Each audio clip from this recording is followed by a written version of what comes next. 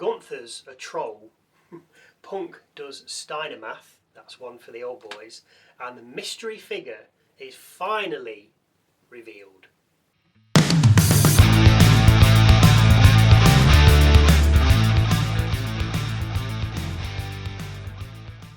Hello, welcome to Wrestle MSX. I'm Michael, and as you can see, Sally isn't here, as she's still getting over Cena tapping out. Anyway, on with the show. After watching Cena tap out and the celebrations that followed his final match from Saturday night's main event, there was only one place we could start: Gunther. He said he'd make Cena tap out, which he did, adding that when he gave up, he tapped out like a little pitch. Of course, he was heavily booed, so we stood on the announcer's desk and repeated what he said.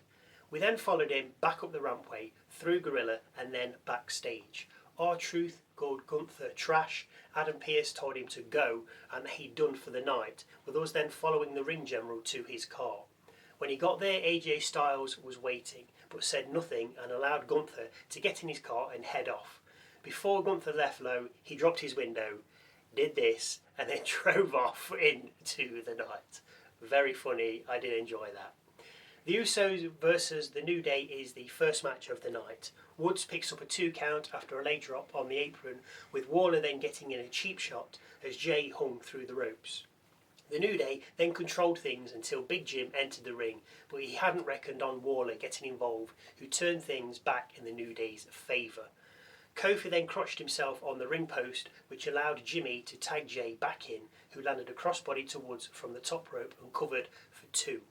Waller then got involved once too often and got ejected from the ring, with Woods then suffering twin Uso splashes, but managing to kick out the follow-up cover on 2. Woods then picked up 2 after Kofi hit daylight, with Jay making the save. The Usos finally finished things off with a 1D to Kofi, with Jay covering for the win. We then learn of another match added to the first Raw of 2026, which will see Rhea Ripley and IYO SKY take on the Kabuki Warriors for the women's tag team titles. We then have a vignette from the Kabuki Warriors warning Ripley and Sky that they'll retain their tag titles. After a reminder of LA Knight being put through a car roof, we catch up with the Vision, with Heyman saying that whoever the masked man is fine with him, as he appears to be helping them. Heyman then pleads with Breakker not to attack Punk, because if he injures him, he may not be fit enough for their title match on the 5th of January. We also learn that LA Knight suffered a cracked sternum from his attack and will be out indefinitely. IYO SKY and Rhea Ripley then make their way out, but get jumped by the Kabuki Warriors from the crowd. The 4 end up in the ring, with Sky taking an insane elbow as she dived on top of Rhea to save her from the move. Nile is out next to take on Maxxine Dupri for the Women's Intercontinental Championship. Nile takes it to Dupri, getting in 2 quick 2 count covers and then German suplexing her on the outside just as we break.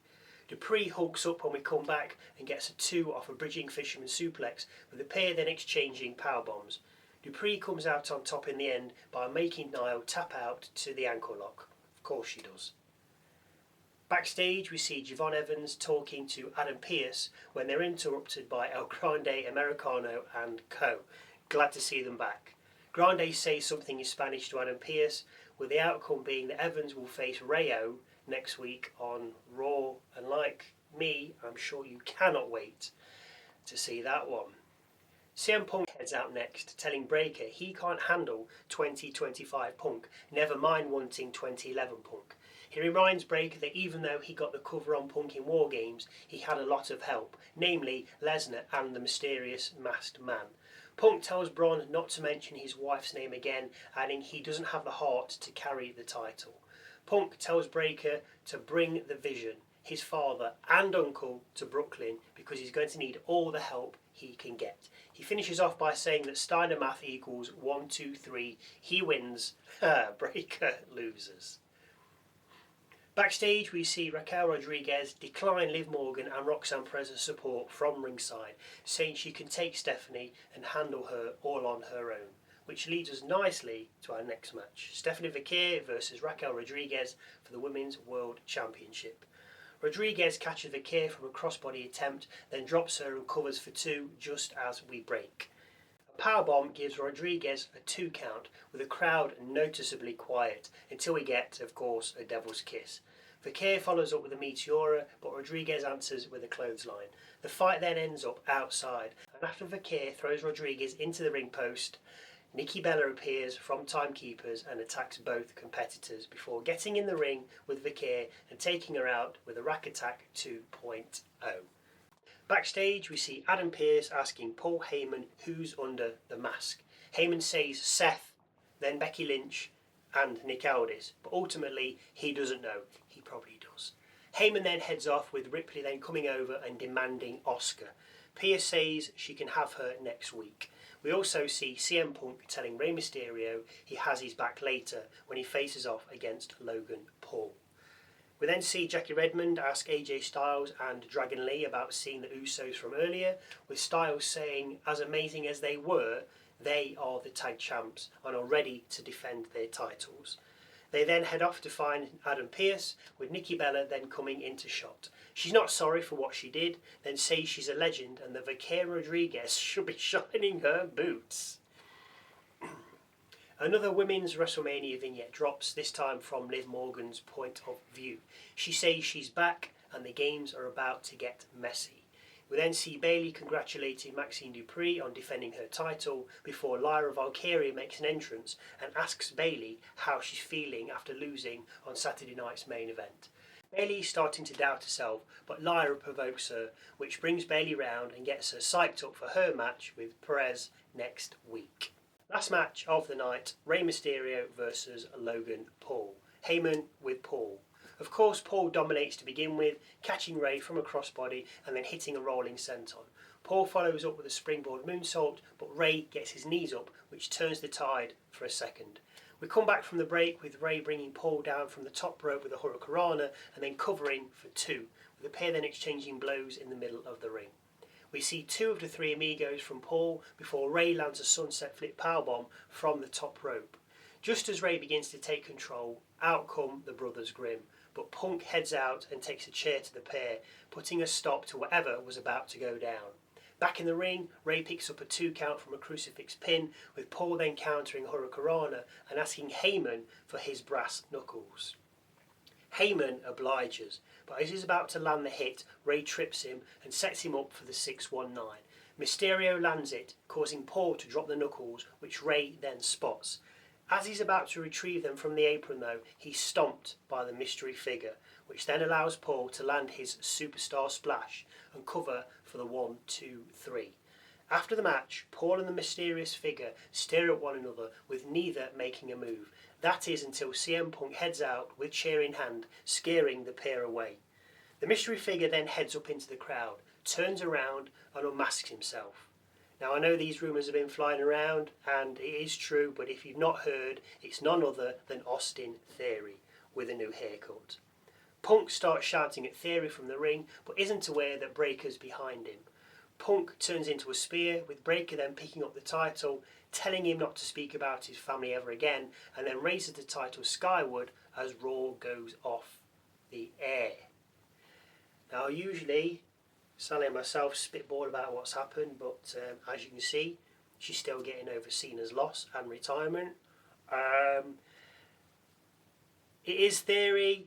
It's a shame that it was leaked or it got out. It would have been better if it's just kept quiet, but we always got to have somebody telling us what's happening. I like to keep away from it all, but I'd also heard it was Austin Theory, so when he unmasked himself, I wasn't like, oh, it was just like, oh, that just confirms what we already know, which is a bit of a disappointment.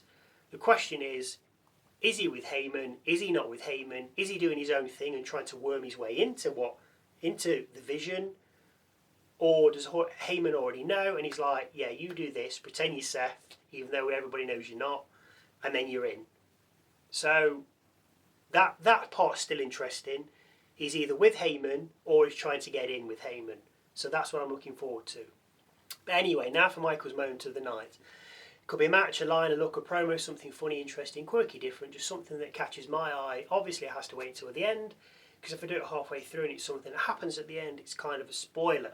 So Michael's moment of the night is not Austin Theory unmasking himself, because I think if you're into wrestling, you probably knew who it was.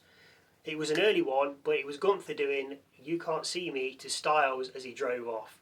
It didn't need to be done because he was in the car. He'd got in. He just pulled up next to Styles. He dropped the window, did it, and then he just drove off. And he was laughing as well, which just adds to it. He's adding more fuel to the fire. You didn't expect it. It did, as I say, it didn't need to be done, and he just drove off laughing, which I thought was just brilliant. Just like, I like Solo, he's funny, but Gunther, he's not catching him, but he's getting there. If you want to disagree with what I've said, or even agree with it, or even have any thoughts or views you would like to share with, I'd say us, but it's just me, then please feel free to leave them, or I get to do this bit, in the comments section down below. Don't forget to go and check out our musings video. A new one drops every Wednesday. If you do watch, I and we really appreciate it, so thank you very much. And hopefully I will see you Wednesday, maybe with Sally, for a look at this past week in WWE, and Saturday when we, or I, take a look at SmackDown.